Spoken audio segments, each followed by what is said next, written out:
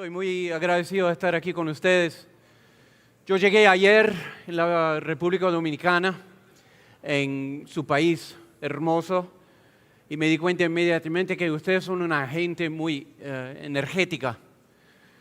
Lamentablemente lo que voy a hacer ahora puede ser muy aburrido, entonces pido su perdón. Me toca hablar sobre Imago Dei, que significa la imagen de Dios, y su importancia para la apologética, la defensa de la verdad. Yo voy a empezar con la palabra de Dios, el Salmo 113. Aleluya, alabad, siervos del Señor, alabad el nombre del Señor. Bendito sea el nombre del Señor desde ahora y para siempre. Desde el nacimiento del sol hasta su ocaso, alabado sea el nombre del Señor. Excelso sobre todas las naciones es el Señor. Su gloria está sobre los cielos. ¿Quién es como el Señor nuestro Dios, que está sentado en las alturas, que se humilla para mirar lo que hay en el cielo y en la tierra? Él levanta al pobre del polvo y al necesitado saca del muladar, para sentarlos con príncipes, con los príncipes de su pueblo. Hace habitar en casa a la mujer estéril, gozosa de ser madre de hijos. Aleluya. Amén.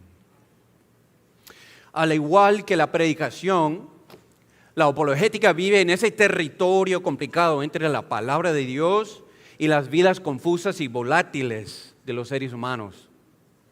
La diferencia principal, en mi opinión, entre la apologética y la predicación es contexto. La predicación suele estar dirigida a los cristianos, a los pecadores arrepentidos de la iglesia dentro del culto. Mientras que la apologética está diseñada para dirigirse a los no arrepentidos, a los incrédulos, a los no cristianos. Pero tanto el predicador como el apologista deben presentar y defender a Cristo de las Escrituras, que es el mismo ayer y hoy y para los siglos. Por eso la apologética, más que la predicación, debe ser ágil y receptivo en su intento de hacer inteligible el Evangelio para la gente. O se puede decir que el aspecto ágil y receptivo de la predicación es su aspecto apologético. Jesús mismo ha sido tentado en todo como nosotros, y por eso no tenemos un sumo sacerdote que no pueda compadecerse de nuestras flaquezas. Así que el Evangelio mismo incluye esta gran simpatía de Dios, esta gran compasión condescendiente del Hijo de Dios encarnado. Sufrió con nosotros, pero no murió en la cruz para hacer una declaración, para demostrar cuán grande es nuestro sufrimiento, ni para convencernos, o obligarnos o persuadirnos. Murió en la cruz porque sufrió no solo con nosotros, sino también por nosotros, en nuestro lugar. Murió en la cruz porque hasta donde podía llegar la compasión no bastaba, ni podía doblegar la justicia de Dios, que es perfecta, como Dios mismo es perfecto. La paga del pecado es la muerte, nada menos que la muerte. Y sin embargo, Jesús no solo conocía nuestra experiencia para que sepamos que somos comprendidos, sino que nos conocía mejor que nosotros mismos. Juan escribe que muchos creyeron en su nombre al ver las señales que hacía. Pero Jesús, por su parte, no se confiaba en ellos, porque conocía a todos y no tenía necesidad de que nadie le diera testimonio del hombre, pues él sabía lo que había en el hombre. Escuchen este lenguaje. Creyeron en su nombre, pero Jesús no se confiaba en ellos. Él sabía que esa misma gente poco tiempo después demandarían su muerte en la cruz. Sabía Jesús que no se podía confiar en que los pecadores le entendieran a Él, porque no se podía confiar en que se entendieran a sí mismos y a su propia necesidad de gracia. Jesús sabía que el mundo le odiaría porque daba testimonio de que sus obras eran malas. Jesús era la luz, pero los pecadores odian la luz. La luz repugna a la naturaleza pecaminosa. Así que defender la fe significa representar y presentar algo que nadie cree necesitar y nadie quiere. Para los incrédulos, el Evangelio no es atractivo ni intuitivo, no tiene sentido. Jesús entendía a la gente y entendía que la gente no le entendería a Él. Y sin embargo, Jesús vino porque amaba al pecador y a su enemigo. Por eso, al tratar de representar a Cristo, también debemos simpatizar con el incrédulo. Debemos tratar de comprender a la gente. Por supuesto, nuestro objetivo no es comprender al incrédulo para darle lo que quiere. Nuestro objetivo es más bien comprender al incrédulo mejor que él mismo para llevarlo a comprender lo que realmente necesita, que es la gracia de Dios. De ahí la importancia de la imagen de Dios, de la antropología bíblica. Para la apologética necesitamos una comprensión profunda del tejido mismo, de los elementos básicos, de la gramática implícita de la experiencia humana. Porque aunque cada situación es diferente, algunas cosas siguen siendo las mismas. Y de hecho, la imagen de Dios, una antropología verdaderamente bíblica, representa algo más que una vaga semejanza con Dios. Es la idea de que la historia y la experiencia humanas no son inteligibles. El hombre no puede conocerse a sí mismo y por tanto no puede conocer su mundo sin la explicación bíblica de quiénes somos y de dónde venimos. Leslie Newbigin dijo que el cristianismo es una interpretación de la historia universal. Pero este término, interpretación, puede ser mal entendido. Lo que Newbigin quería decir es que el cristianismo es la historia humana universal, incluso la experiencia humana universal. El teólogo reformado Gerardus Voss dice que la doctrina teológica es la explicación teológica del hecho histórico. Ahora bien, en nuestros días, al igual que la palabra interpretación, la palabra explicación presenta dificultades.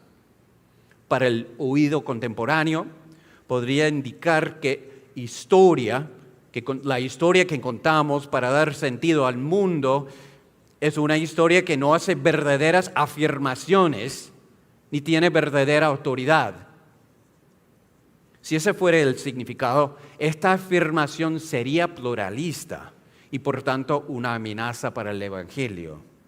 Sería pluralista si significa que la explicación teológica, o sea, la religión o lo que nos enseña la Biblia, es el hecho histórico, que significa la realidad histórica, están naturalmente separados y que por lo tanto la explicación teológica es una imposición religiosa sobre la realidad no religiosa.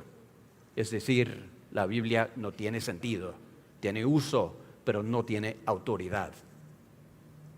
En ese caso, si los hechos históricos son sí mismos, no tienen significado teológico, entonces la explicación teológica es arbitraria.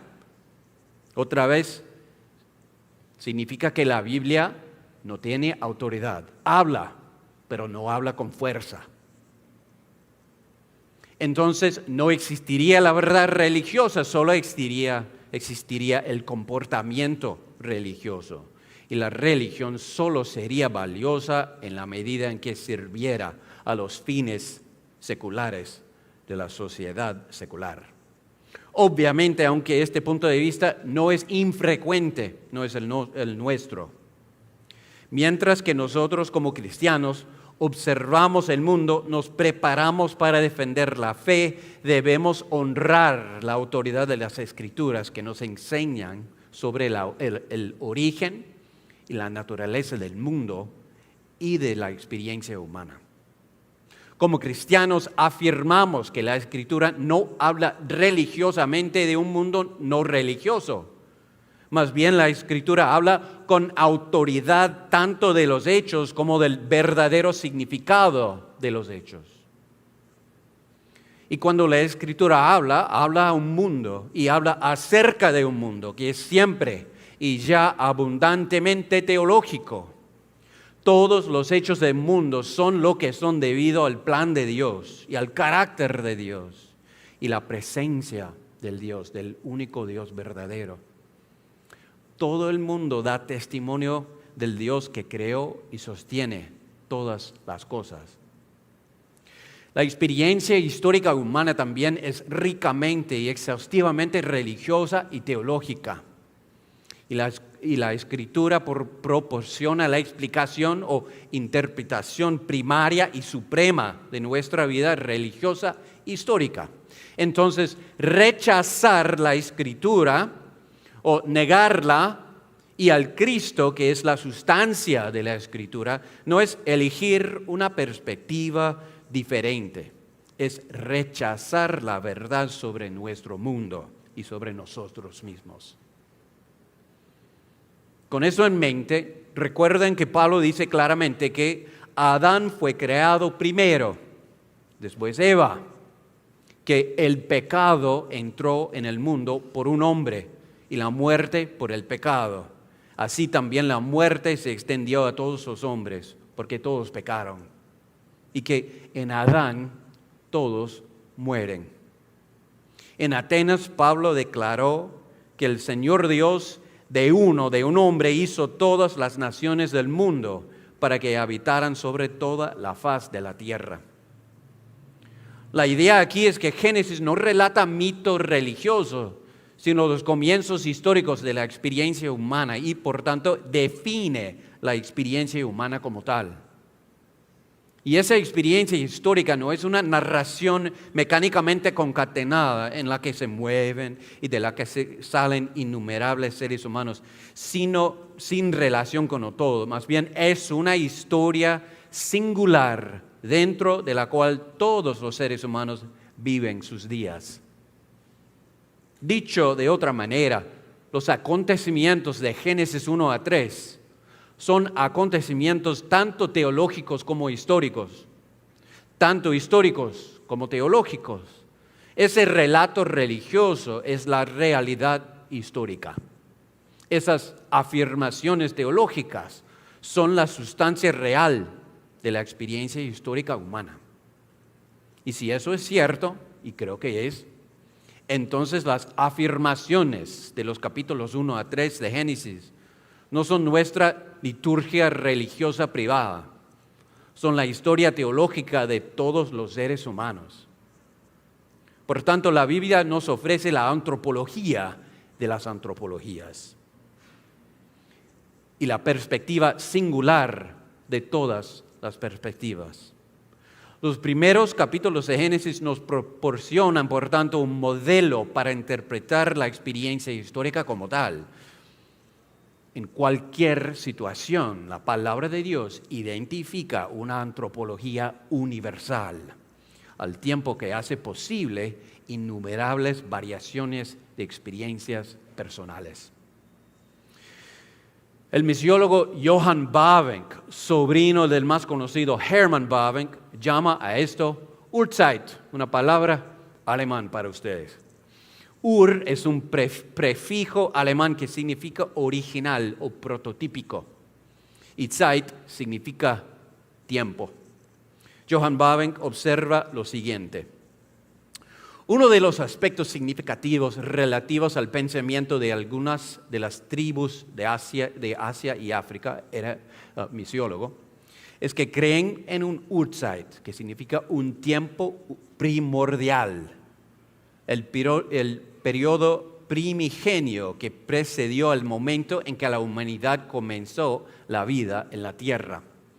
Urzeit fue el tiempo en que todas las cosas se pusieron en su lugar.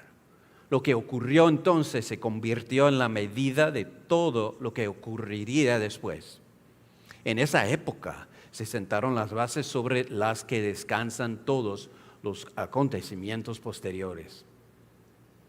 Así, según las religiones populares, dice Johann Bavinck, la historia es una pequeña franja de tierra entre los dos océanos del Urzeit y del fin de los tiempos. Nuestro estar en el mundo no es más que una breve instante. Detrás de nosotros tenemos el horizonte del tiempo primitivo y delante de nosotros el horizonte del tiempo final. Bonito, ¿no? Bavinck dice que descubrimos aquí la idea de que el tiempo en el que nos encontramos, el tiempo en el que tiene lugar la historia, nunca puede entenderse en términos de sí mismo. Si queremos entenderlo, si queremos captar el sentido de la historia, debemos remontarnos a los tiempos primigenios, a los acontecimientos que tuvieron lugar antes de la ordenación de este mundo. Fue precisamente entonces cuando se sentaron las bases sobre las que descansa la estructura de la historia. Por eso, cuando queremos entender a nosotros mismos, o especialmente a efectos apologéticos, cuando queremos entender a otras personas, Johann Bavinck dice que sencillamente no es posible sacar a las personas de su marco temporal y de su medio. Después de todo, dice Bavinck, la humanidad es historia. La historia no es un aspecto del ser humano. Está en el núcleo mismo de la vida de una persona. Gerardus Voss otra vez dice que en el occidente moderno, la idea de la experiencia histórica, la historicidad como tal, es el campo de batalla intelectual de nuestros días. La filosofía europea, en particular, ha destrozado decisivamente el ídolo del hombre deshistorizado, lo que probablemente sea para bien, pero lo ha sustituido por una historización aún más radical.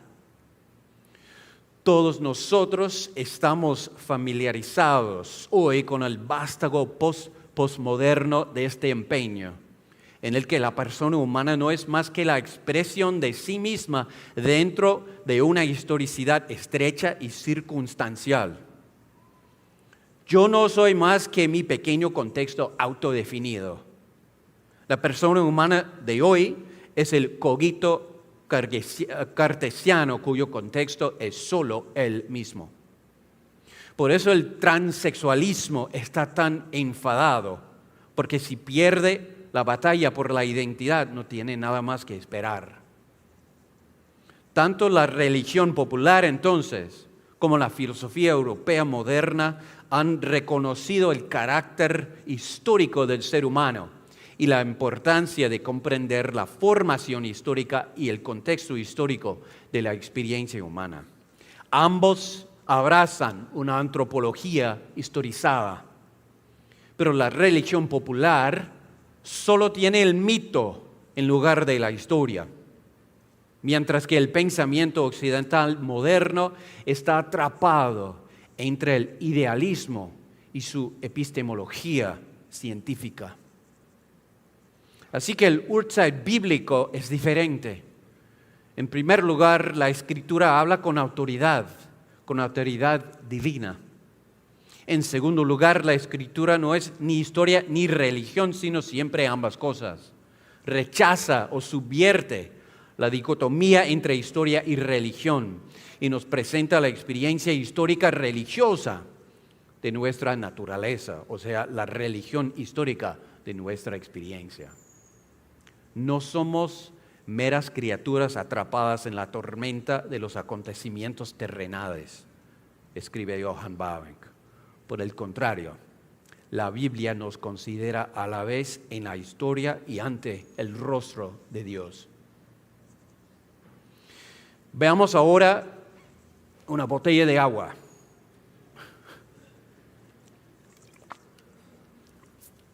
Veamos ahora las categorías básicas del Urtzeit bíblico. El Catecismo Mayor de Westminster, no del seminario, pero de Westminster, identifica 3 estados del hombre. El primero es el estado de inocencia, en el que el hombre fue creado. Leemos en el Catecismo Mayor que Dios creó al hombre con almas vivientes, racionales e inmortales, haciéndolos conforme a su propia imagen, en ciencia, justicia y santidad, teniendo la ley de Dios escrita en su corazón, con poder para cumplirla, con dominio sobre las criaturas, aunque expuestos a caer. Como criaturas suyas y especialmente como portadores de su imagen, debemos obediencia a Dios. Pero es más que eso, nuestra relación natural con Dios es más que una obligación interminable. Y la obediencia que le debemos a Dios no es conductista. Ser el pueblo de Dios es la resonancia más profunda de nuestras almas. Siendo sus criaturas, no escapamos nunca de la obligación de honrar a Dios como Dios. Esta es nuestra propia naturaleza. No un anhelo ni una meta, sino una natividad, una naturalidad, una pertenencia original en comunión con Dios. Nuestros corazones hablan este lenguaje, el lenguaje del interés divino en nuestra conducta, el lenguaje de la satisfacción en la aprobación divina. Lo mejor para el ser humano es el honor de Dios. Y en ese primer estado, el Señor hizo algo extraordinario. Invitó a los primeros seres humanos a afirmar, a confirmar y a abrazar la plenitud de vida en Él. Plantó el árbol del conocimiento del bien y del mal en el medio del huerto y adornó ese árbol con su propia autoridad. Así que debemos recordar que la prohibición de Génesis 2:17 es sobre todo una invitación. Es una invitación a que el portador de la imagen de Dios rechace su capacidad de pecar y que abrace con su corazón o de su corazón, su mente y su voluntad lo que ya es un hijo de Dios, un hijo en quien el Señor se complace. Podría haber aprovechado de eso, de esa oferta, esa invitación, y podría haber disfrutado de la comunión incorruptible con Dios. Este arreglo, el estado de inocencia, la capacidad de caer y los 2 árboles, puede llamarse pacto de obras, porque el resultado dependía de las propias obras de Adán, o puede llamarse pacto de vida, porque en él se ofrecía la vida a Adán y a sus descendientes. Pero ella tomó y comió y dio a su marido y él comió. Según el Catecismo Mayor, la caída redujo al hombre a un estado de pecado y de miseria.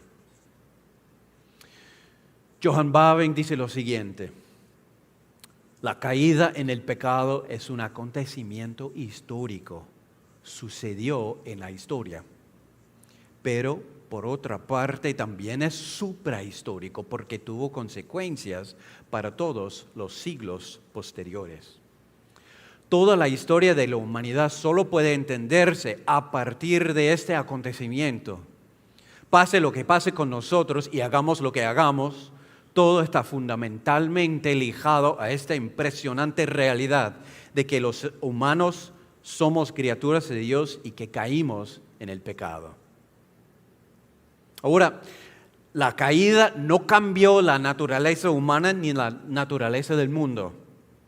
El pecador no ha escapado a la autorrevelación de Dios en las cosas que han sido hechas, pero ha rechazado el derecho de Dios, de ese Dios, a gobernar. Ha rechazado a Dios como Dios. Y así el incrédulo se enfrenta a un enemigo mortal en cada hecho de su existencia, de su experiencia. La gramática de la experiencia, la composición del mundo, el carácter de su propia persona, todo le susurra constantemente sobre el Dios que está ahí y sobre la paga del pecado. El incrédulo que vive y que se mueve y tiene su ser en el mundo de Dios es como un marido infiel que no sabe que tú conoces su infidelidad. Él confía en que tú pienses que él es una buena persona, una persona respetable, un buen padre y un buen marido. Puede que incluso estés seguro de que si tú supieras que es infiel, reconocerías que tiene necesidades emocionales y físicas y que su supuesta infidelidad de hecho tiene todo sentido en el mundo. Este hombre infiel está convencido de que lo que hace es bueno para él y para todos, siempre que todos cooperen, y de que tiene sentido y de que llamarlo malo o pecaminoso es juzgarlo con demasiada dureza, sin compasión. Pero su conciencia lo sabe mejor. Tiene la ley de Dios escrita en su corazón. Como dice mi colega en Westminster, el incrédulo es siempre más ocupado de lo que parece, porque trabaja constantemente noche y día para convencerse de que la ley de Dios es un mito, que no tiene poder, que Dios no controla el futuro, que Él mismo es un hombre chévere y suficientemente bueno. Una palabra dominicana, ¿no?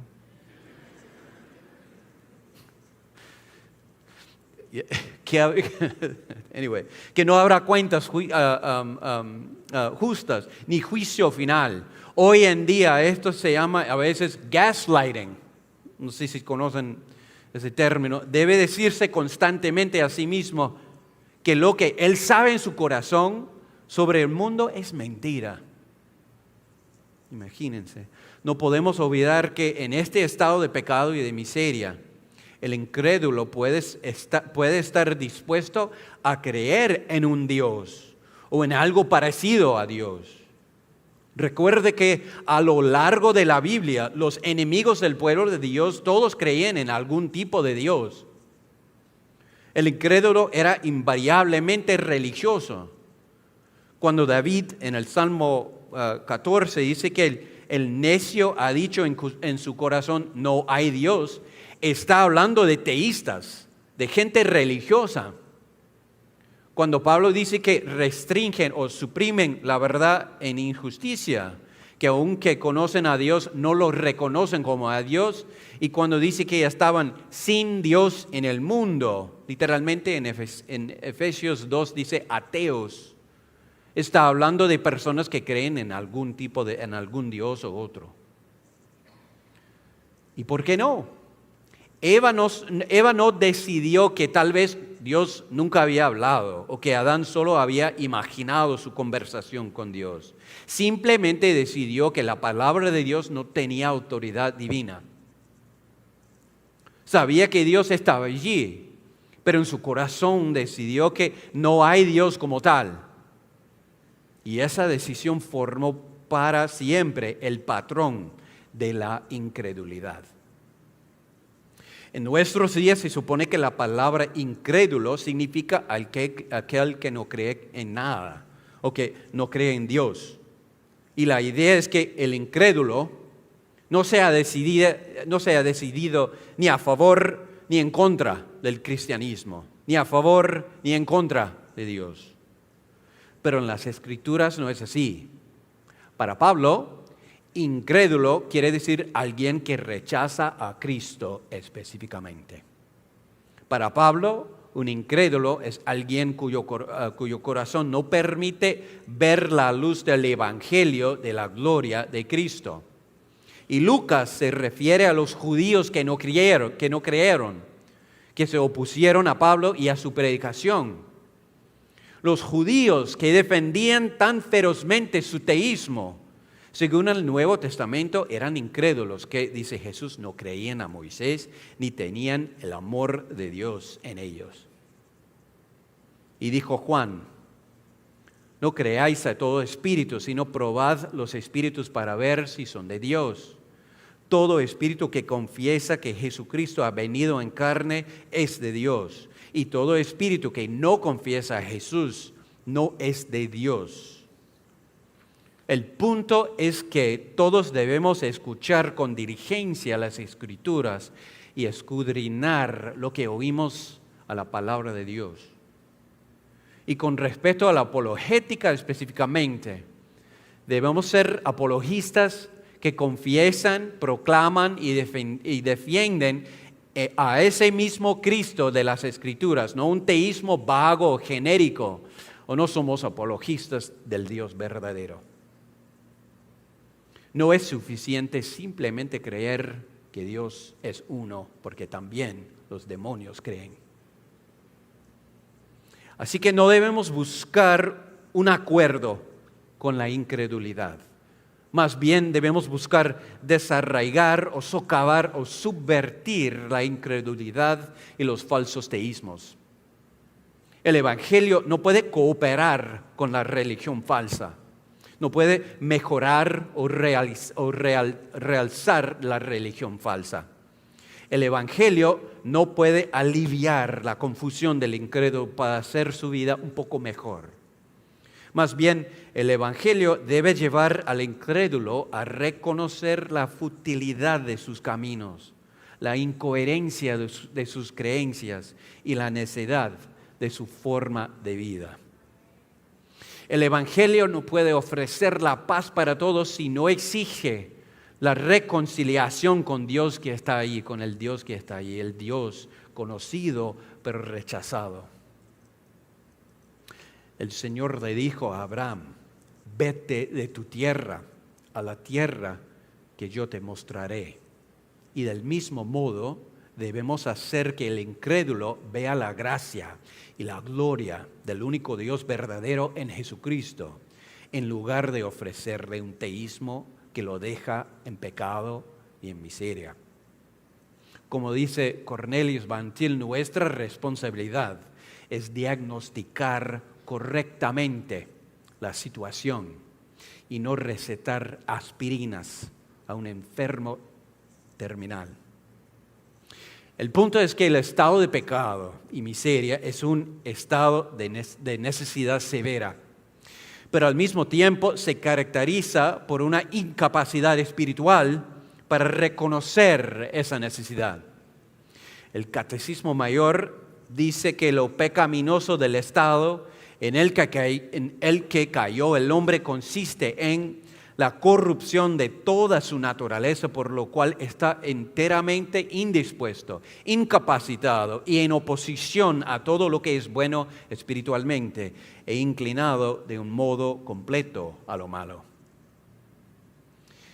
Y según las Escrituras, el pecado es cautiverio, es exilio, pero es la forma más trágica de cautiverio porque el incrédulo está cautivo dentro de sí mismo, está exiliado en casa. Es la mayor locura bajo el sol, que el portador de la imagen de Dios se haya puesto del lado de quien lo acusa contra quien lo ama y desea liberarlo. Pero esa es la realidad, ¿o no? ¿Qué puede ofrecer el apologista al que permanece en el estado de pecado y miseria? En esta profunda incoherencia personal de la supresión de la verdad en la injusticia. El apologista puede ofrecer la misma gracia que él mismo recibió. Por su mero amor y misericordia, Dios entrega a sus elegidos a un estado de salvación, como dice el Catecismo Mayor, a un pacto de gracia, en la que la vida y la salvación se dan en el nombre del Hijo por la presencia del Espíritu, por gracia mediante la fe. Perdón. El apologista mismo debe recordar que solo por la gracia, por la obediencia hasta la muerte de otro, del Hijo de Dios sin pecado, fue sacado de las tinieblas y llevado a la luz. Es absolutamente crucial para una apologética fiel que el defensor de la fe sea misericordioso porque ha recibido misericordia. En el mismo momento en que el apologista esté más preocupado por su propio orgullo y reputación que por la gloria de Dios, utilizará al pobre incrédulo como medio para su propia exaltación. Las redes sociales parecen haber sido diseñadas exactamente con esta exaltación propia en mente. Así que debemos recordar que el amor es el primer hecho de la apologética. Porque sin el amor perfecto e inmerecido de Dios no habría nada que defender ni nadie que lo defendiera.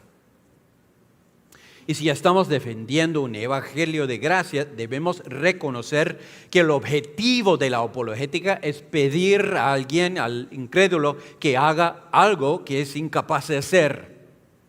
Si está muerto en pecado, ¿qué puede hacer por sí mismo? La mente puesta en la carne es muerte, dice Pablo, porque no se sujeta a la ley de Dios, pues ni siquiera puede hacerlo. ¿Saben ustedes? Se dieron cuenta de que Judas nunca creó de verdad. ¿Saben que su corazón nunca cambió? Viajó con Jesús durante 3 años y lo escuchó enseñar y vio con sus propios ojos muchas obras poderosas y maravillas, una tras otra. Pero su corazón nunca cambió. Al final, siguió pensando que lo mejor era traicionar al Hijo de Dios. Y nosotros creemos que podemos ofrecer una apologética mejor que la de Jesús. Creemos que podemos ofrecer más pruebas o mejores pruebas. Podemos hacer a Jesús más relevante de lo que Jesús hizo. Podemos dar una razón para la esperanza que tenemos mejor que Cristo mismo. Podemos dar una razón mejor que Pedro. Podemos racionar con los judíos y los griegos mejor que Pablo. Ambos fueron martirizados. Déjame hacer una pregunta. ¿Por qué mataron a Jesús? No es que lo ignoraban o dudaban, sino que lo mataron. Y eso es, ¿por qué lo mataron? Fue porque había, como dijo el filósofo británico Bertrand Russell, pruebas insuficientes. Fue porque no se explicaba claramente o de forma convincente. Sus argumentos no eran suficientemente buenos. Lo mataron porque odiaban la verdad, odiaban la luz y odiaban la gloria de Dios. Cuando lo mataron, demostraron que eran como su padre, mentirosos desde el principio. Si no nos hubiéramos salvado por gracia, sino por nosotros mismos, entonces tendría sentido invitar al incrédulo a decidir por sí mismo. Tendría sentido escuchar la exigencia del incrédulo de coherencia lógica y de probabilidad, o presentar nuestras mejores razones para el teísmo, o para la racionalidad del teísmo, o para la probabilidad de la resurrección. Pero por gracia habéis sido salvados por medio de la fe. Y esto no es de vosotros, sino que es don de Dios, no por obras para que nadie se gloríe. Por tanto, solo es coherente que demos testimonio del estado de pecado, de la necesidad de la gracia en el nombre del Hijo. Estoy ocupado. No puedo hablar ahora. Por favor, toma un mensaje. Yeah. Por tanto, solo es coherente que demos testimonio al estado de pecado, de la necesidad de la gracia en el nombre del Hijo, de la obra del Espíritu que trae los bienes de Cristo y de los medios por los que se da esa gracia.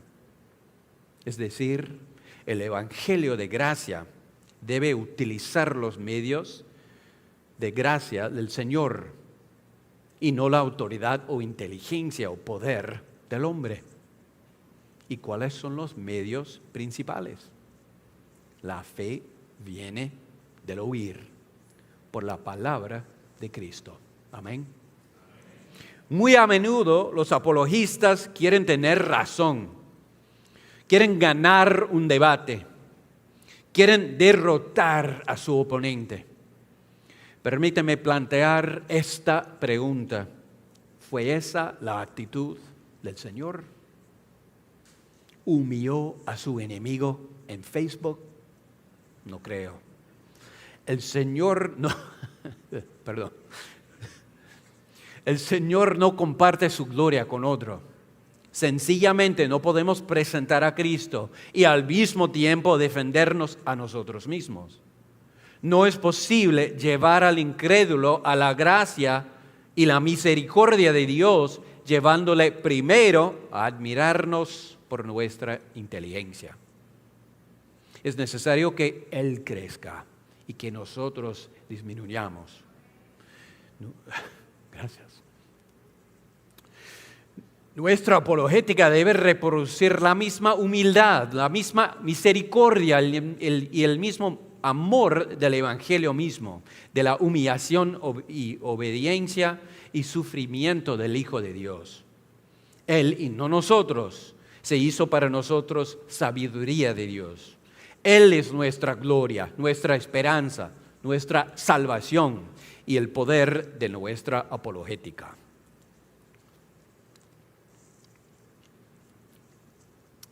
Me gustaría usar los minutos que nos quedan, y no sé cuántos son, no me digan, para examinar un ejemplo de nuestro Señor mismo, de Juan capítulo 4, la conversación de Jesús con la mujer samaritana junto al pozo. Fíjense primeramente en el hecho de que Jesús se hizo disponible, tomando una ruta que su pueblo normalmente no tomaría. Probablemente recuerdan el texto. Los discípulos de Jesús estaban confusos. La mujer también está sorprendida y confusa. Pero Jesús estaba tranquilo, estaba en paz. Más bien, no se avergonzaba del Evangelio, porque sabía que era el poder de Dios para la salvación de todos los que creen. Y porque comprendía el estado de pecado y miseria, y comprendía el propósito de su propio ministerio, su compasión era más fuerte que su preocupación por sí mismo. No temía al hombre, porque temía más al juicio de Dios que el juicio del hombre. Porque temía más a Dios que al hombre, pudo amar a los demás con un amor puro y sin pecado. Y pudo compadecerse verdaderamente de los pecadores en la miseria. Jesús pide de beber. Detengámonos aquí un momentito. Dios no se cansa, no tiene debilidad alguna, pero tomó la forma de siervo y la tomó voluntariamente.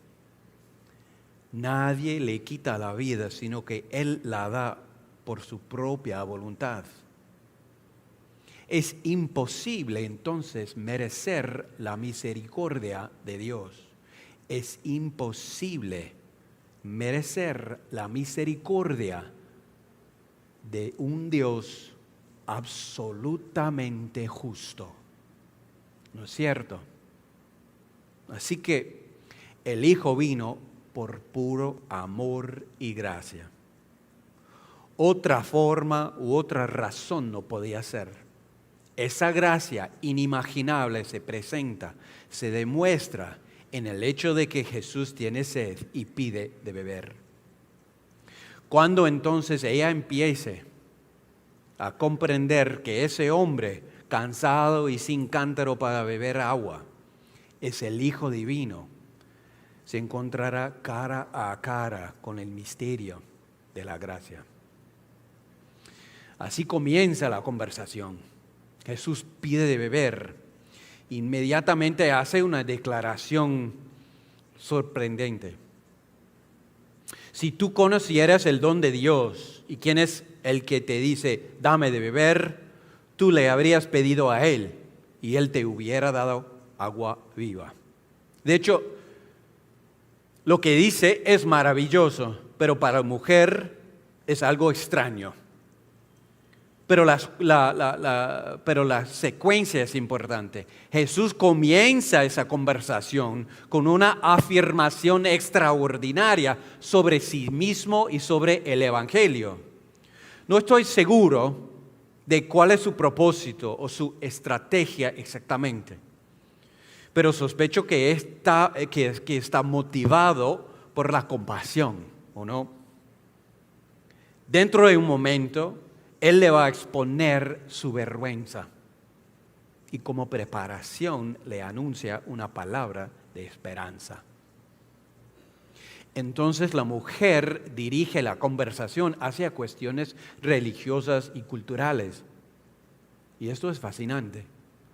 Plantea lo que debería ser un tema polémico entre ellos. Plantea lo que debería ser un tema polémico, plantea un tema delicado de división y de desconfianza entre sus pueblos. Lo que ella quiere es que se resuelva esta cuestión sociopolítica. Yo no tengo ni idea de por qué le interesa tanto esa cuestión. Tal vez tenga que ver con el hecho tan extraño de que este judío esté hablando con ella. Y ella esté intentando dar sentido a la situación. Así que se concentra en eso, la profunda división entre sus pueblos. Pero Jesús no quiere distraerse con la discordia sociopolítica, porque la ama, por la naturaleza de su ministerio. Quiere que la mujer se centre en el pecado y en su necesidad de gracia que Él puede ofrecerle en ese momento. Permíteme subrayar algo. La victoria teológica, la victoria intelectual, se ofrece aquí a Jesús. La victoria religiosa y teológica podría ser suya. Podría aprovechar esta oportunidad para desenmascarar los errores teológicos de los samaritanos y demostrar que Él es el mejor biblista, el mejor teólogo, el mejor polemista. Podría demostrar a la mujer la necedad de sus errores religiosos y teológicos y quizás incluso ofrecerle una mejor lógica teológica o una mejor doctrina de Dios. Podría decirle qué libros leer o a qué blogueros famosos seguir. La cuestión es que ella es débil y Él podría haberse aprovechado. Pero nuestro Señor no vino para ser servido, sino para servir y para dar su vida en rescate por muchos. Esta agua calma la sed, le dice, pero pronto volverás a tener sed. Siempre tendrás sed. Tu corazón tiene sed de conocer al Dios verdadero, que no está en esta montaña ni en aquella. La geografía no es la cuestión, sino el arrepentimiento y la gloria de Dios.